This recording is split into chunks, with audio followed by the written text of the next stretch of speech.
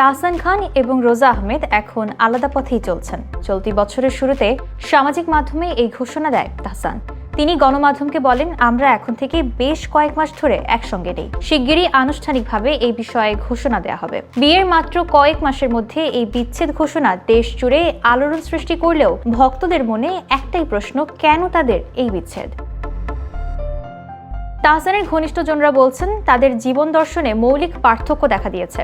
গানের জগৎ থেকে নিজেকে দূরে সরিয়ে দেয়া, যা তার ভক্তদের কাছে একটি বড় ত্যাগ, সেটিও এই বিচ্ছেদের পেছনের সম্ভাব্য কারণগুলোর মধ্যে উল্লেখ করা হচ্ছে। অন্যদিকে রোজা আহমেদ পেশাদার মেকআপ আর্টিস্ট হিসেবে বিয়ের পরই পরিচিতি বাড়িয়েছেন, কিন্তু দুজনের জীবনধারা এবং লক্ষ্য ভিন্ন হওয়ায় সম্পর্কের পথ আলাদা হয়ে গেছে। রোজার ইনস্টাগ্রাম অ্যাকাউন্টে দেখা যায়, প্রথমে বিয়ের ছবি পিন করা ছিল তাহসানের সঙ্গে, যা এখন শুধুই স্মৃতির পাতায় রয়ে গেছে। সামাজিক মাধ্যম এবং ভক্তরা এই বিচ্ছেদের কারণে বিস্মিত এবং উভয়কেই সমর্থন জানাচ্ছেন। তাহসান খান 2025 সালের 4 জানুয়ারি রোজা আহমেদকে বিয়ে করেছিলেন।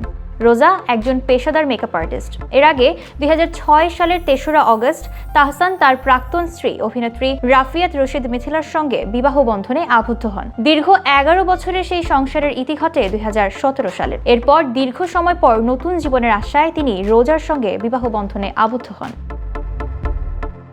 তাহসান এবং রোজার বিচ্ছেদ ব্যক্তিগত এবং পেশাগত জীবনের ভিন্নমুখী প্রভাব, জীবন দর্শনের পার্থক্য, নাকি সময়ের সঙ্গে মানিয়ে নেওয়ার অসুবিধার কারণে? ঘুরে ফিরে সামাজিক মাধ্যমে এমন আলোচনা তাহসান ভক্তদের। তবে যে কারণেই তাহসান এবং রোজার বিচ্ছেদ হোক, উভয়ই তাদের নিজস্ব পথেই সাফল্য এবং সুখ খুঁজে পাবেন আশা ভক্তদের।